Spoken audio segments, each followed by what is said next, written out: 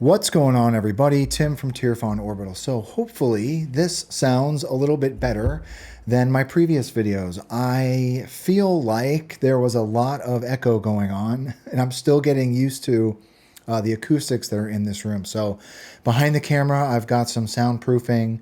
I did also put a rug in this room because there's like laminate hardwood floors in here. So we were getting a lot of reverb that I did not like. So hopefully this sounds a little bit better. I've got the mic a little bit closer to my mouth, so hopefully that's a little better. So today I'm going to do a quick rundown walkthrough video on an install commission that I completed earlier in the week. So I'm likely not going to be releasing this video anytime soon. This is a surprise gift hilt. So I have been asked by the client to not make any work in progress pictures or post any completed glam shots on social media until the hilt has been given, which I totally understand. I appreciate surprises as well. So I'm just recording this video ahead of time, and whenever it is given to the client or to the recipient, the video will drop, right? So it's going to be the same as my other videos. We're going to get into the chassis a little bit. And of course, we're going to take a look at the outside of this hilt because it is a very, very unique hilt. I sound like a broken record when I say it, but I feel like I'm very fortunate in that I get to put my hands on so many unique hilts, and this is no different. The thing that is super unique about this particular hilt is the grip. The grip has been made with an FDM wood. It is a synthetic wood, I believe. It's like a tube or a sleeve that is that Nevin, the maker of the hilt, slid over the outside of the grip. This is an MHS V2 grip, but it's this wooden veneer. I mean, I'll put it on. It's not a veneer. It's just a really, really unique wooden, synthetic wooden grip. I don't know how FDM wood is printed. I mean, I'm assuming some component of it is wood. It's probably some composite of wood and plastic. I don't print in FDM, so I wouldn't know that, but I have heard of mixed media FDM prints. I've seen copper infused filament before, and I've heard of wood filament, but I've never seen it used in an application, and this is really, really unique. I think it's a great use of a mixed media material, right? So really, really unique, really appreciate that. So we're going to talk about that and a little bit more about the outside of the hilt and how to use it. But first, let's come into Fusion and take a look at this chassis, right? So here we are. This is the chassis that I designed for this hilt. I have left the Proffie board and kill switch models in this just for the purposes of the review. But yeah, like I said, this is an MHS V2 grip. So we've got just a hair over an inch of internal diameter and internal space to play with. So relatively skinny hilt. We did have plenty of room to put my just like completely unnecessary amount of greeblies along each side. I did utilize around the back here where the spine is. I did utilize those filter tube greeblies for a little bit of like hidden wire management. So I've got a channel down here that I bring my negative lead and my speaker leads through. And it just a clever way to hide that is to put some greeblies and just cut a hole down them, right? And that's it. We've got our Proffie board here. So because this is such a thin hilt, I've mentioned this before in some of my previous videos. I'm gearing or leaning way more towards using this kicked Proffie board, especially in thinner builds. I feel like it's just so much easier, right? So this Proffie does sit on a sled. It sits on a tray, and the whole board can come out if need be.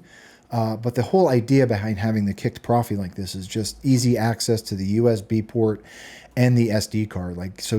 Given this clearance, you can slide this SD card out with like a pair of tweezers if need be, and you can just plug right into the USB. Because there's not a lot of room on the chassis for a kill switch, I did put a kill switch, like an offset kill switch up here as well. Like typically I hide the kill switch underneath the board, or we've usually got plenty of room for it. But with this one, we just didn't have a lot of room. And so given the space constraints of the hilt, I did want to put the kill switch somewhere that was easily accessible.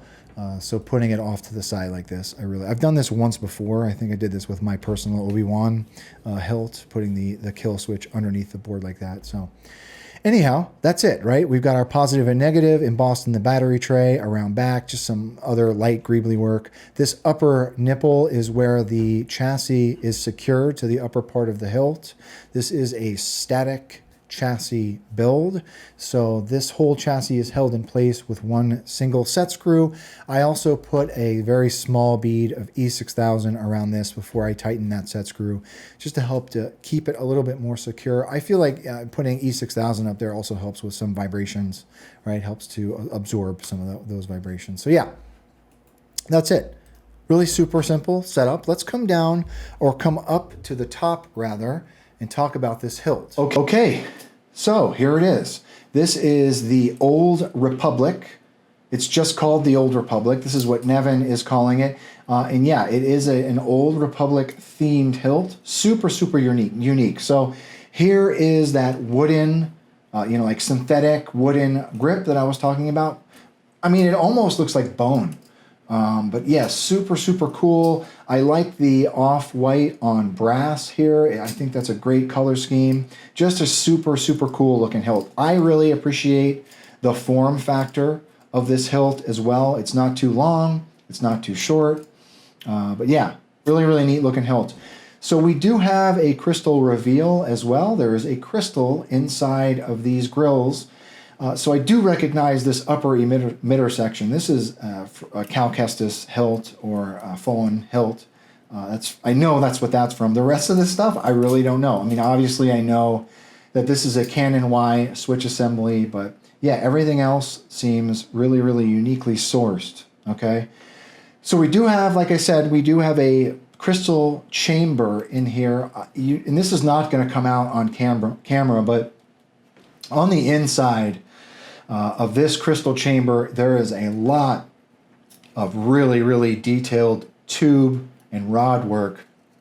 A lot of brass, a lot of steel. I really appreciate intricate detail like that. It is not easy to bend brass and copper tube without kinking it, especially when it's that small. But yeah, this whole, it is an inner module that does slide out, but it is held in place with a set screw. I do have a NeoPixel on the top and bottom to animate the quartz crystal that is in there. But yeah, I really, really appreciate the amount of detail that went into that crystal chamber. We do have a Canon Y switch assembly, or a Canon Y clamp. So I really, really, really love these switch assemblies. I love wiring them up. I love the look of them. So underneath this clamp card, this is a clamp card from Chris Skinner, by the way, as well as the clamp card on the Kobold ring here. So underneath that clamp card, there are two tactile switches. The lower switch is your aux. The upper switch is going to serve as your main, okay?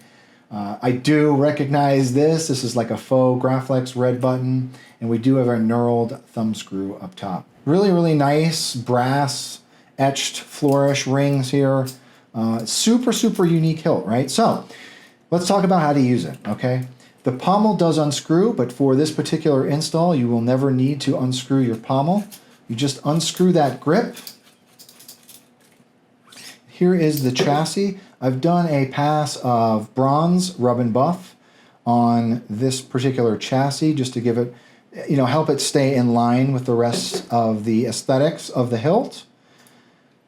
And that's pretty much it, right? 24 millimeter speaker there. Here is our kill switch. So to use the hilt, okay, take your battery. Spring side is your negative. So the flat part, or the negative side of your battery, goes down towards the speaker. Hit that kill switch, and you're ready to go. So once your battery's in, it is a bit of a tight build, so you slide your grip on very carefully and just tighten that until it stops. Twist to activate, twist to deactivate are on. There's that crystal chamber lit. We do have a lit PCB emitter as well. Oops. Let's come down to the bottom. Okay, so here we go. There is that crystal chamber. So each font has a different animation for that crystal chamber.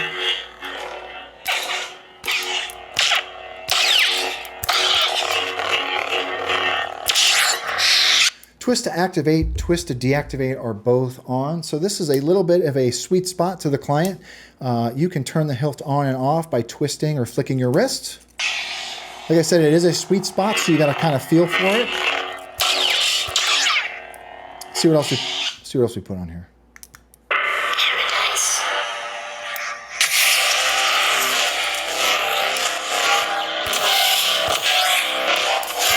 All right.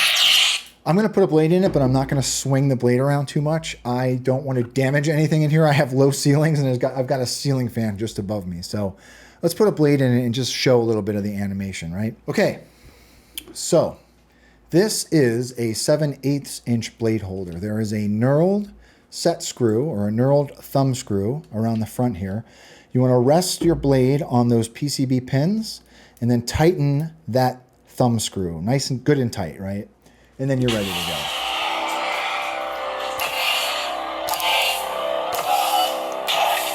So if you're looking at this clamp card, like I said, the bottom is your aux, top is your main. So clashes work. You can simulate lockup by tapping aux while you clash the blade. That was actually a stab. There you go.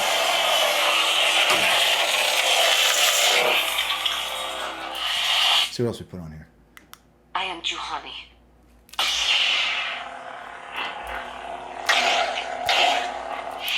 So this has also been set up with, well, the majority of the font configs on here have been set up with color change or color wheel. To access color wheel, you want to hold down aux and tap main. And then rotate the hilt until you find a color that you like. When you find a color you like, you tap main again, and it'll lock that color in. All right, I'm going to take this blade out before I break something. Okay.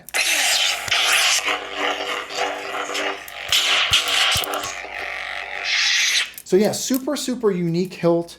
I really appreciate detail work in crystal chambers like that. It's not always easy to work with brass that is that small, okay? Seeing a synthetic wooden grip on this hilt, it's really, really making me question why I don't have an FDM printer. So I strictly print in resin.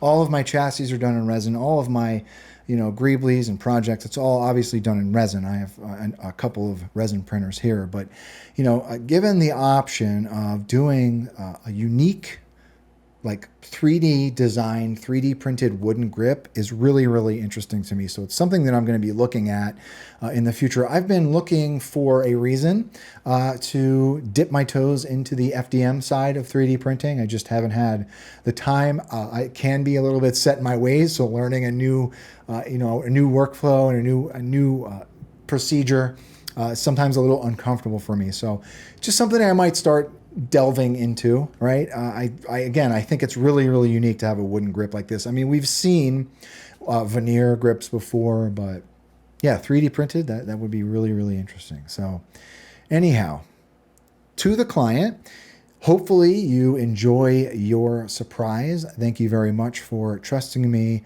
with this install.